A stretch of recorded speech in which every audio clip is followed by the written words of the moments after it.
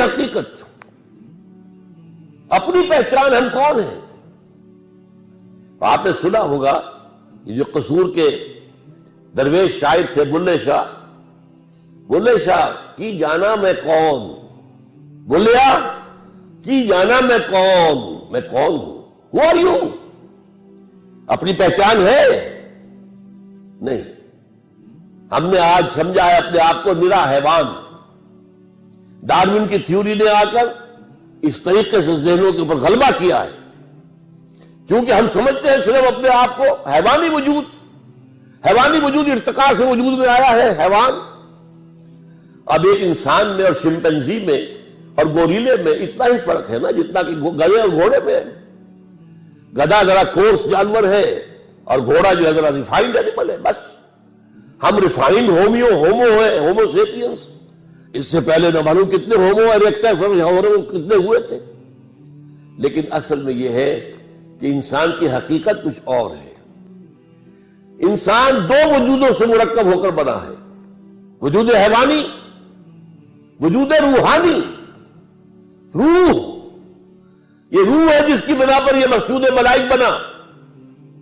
دو جگہ قرآن میں، سورہ ہجر میں، سورہ صاد میں فرشتوں سے کہہ دیا تھا اللہ نے کہ میں مٹی سے ایک بشر بنانے والا ہوں. انی خالق البشر من صلصال من حمأ مسنون فإذا سويته ونفخت فيه من روحي فقعوا له ساجدين.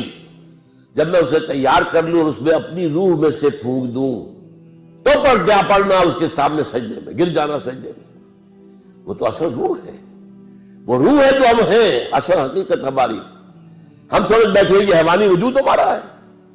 یہ حیوانی وجود مٹی سے آیا ہے، خاک سے آیا ہے. یہی سے اس کی غذا آ رہی ہے. گندم ہے تو وہاں سے آ رہی ہے، چاول ہے تو وہاں سے آ رہا ہے.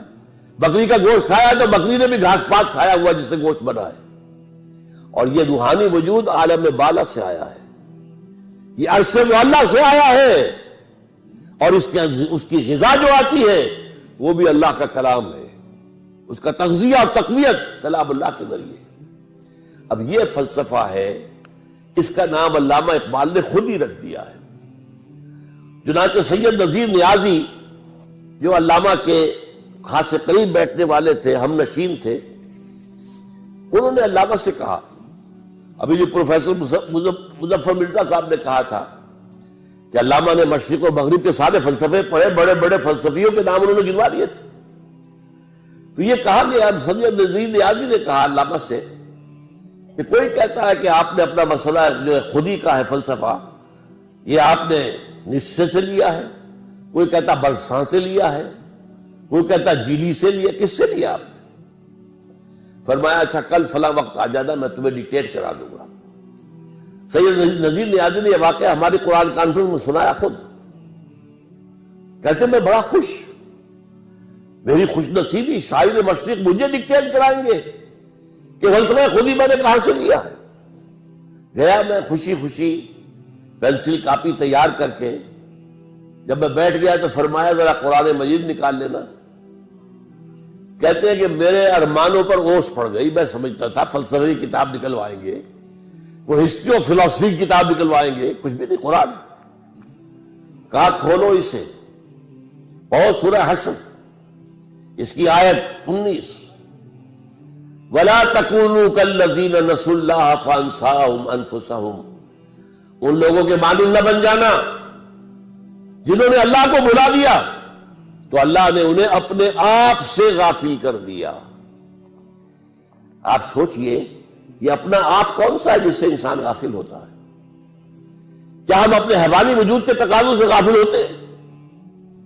پیٹ کھانے کو مانگتا ہے، کیا اس کے لیے بھاگ دوڑ نہیں کرتے؟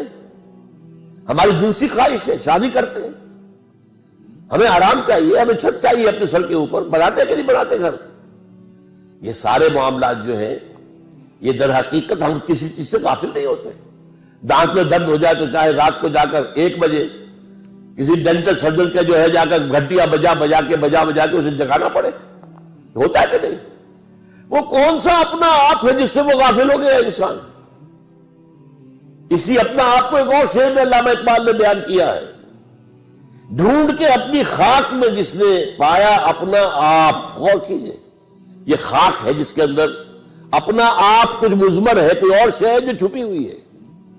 ڈھونڈ کے خاک میں اپنی جس نے پایا اپنا آپ، اس بندے کی دہقانی پہ سلطانی قربان، اپنی خودی پہچان او غافل افغان۔ یہ اپنا آپ کیا ہے؟ اپنی خودی کو پہچاننا۔ یہ جو روح ہے جو اللہ سے بہت قریب ہے، یہ روح جو ہے غافل تو نرا صاحب ادراک نہیں ہے نور تجلی بھی اسی خاک میں پنہاں۔ تم خاکی ہو لیکن اس میں اللہ تعالیٰ کی تجلی موجود ہے۔ یہ تجلی ہے جس کا نام روح ہے، یہ ہے جو ہمارا اصل ایسنس ہے۔ اور اس کے لیے میں آپ کو اپنشد کا ایک جملہ سنا دیتا ہوں۔ میرا اندازہ یہ ہے کہ اپنشد جو ہے وہ حضرت ابراہیم علیہ السلام کے صحیفے ہیں بگڑی ہوئی شکل میں۔ توجہ کیجئے، قرآن میں جن کتابوں کا ذکر تورات موجود ہے، چاہے محرف ہے، تحریف شدہ ہے تو صحیح، زبور موجود ہے، بک آف سامس، انجیل موجود ہے، اگرچہ بگڑی ہوئی ہے، تو پھر یہ صحف ابراہیم کہاں گئے؟ صحف ابراہیم کہاں گئے؟ میری تحقیق یہ ہے کہ ابراہیم کی ایک شاخ وہ ہندوستان میں آ کر آباد ہوئی ہے، وہ برہمن، یہ برہم ابراہیم سے بنا ہے، برہمن اور برہما جو خدا کا نام ہے، خدا کا تصور برہما اور ابراہم اور برہم، اور ان کے جو صحیفے تھے وہ بگڑی ہوئی شکل میں اپنشد میں شکل میں موجود ہے۔ اس کا ایک جملہ سنیے، جیسے قرآن مجید کی آیت ہے وَلَا تَكُونُوا كَالَّذِينَ نَسُوا اللَّهَ فَأَنسَاهُمْ أَنفُسَهُمْ۔ اسی طرح اپنشد کہتا ہے man in his ignorance identifies himself with the material sheets which encompass his real self۔ real self تو اندر ہے، یہ گوشت جو ہے لپٹا ہوا ہے، یہ ہڈیاں، گوشت اور پوست اور یہ کھال، یہ سب جو ہے لپٹے ہوئے ہیں، یہ نہیں ہے تم کچھ اور ہو، تم وہ ہو جو اندر بیٹھا ہوا ہے، وہ ہے وہ انسان، وہ ہے انا، وہ ہے خودی، وہ ہے فرائڈ کی زبان میں ایگو، وہ ہے وہ اصل انسان ہے۔ یہ تو در حقیقت لباس ہے اس کے۔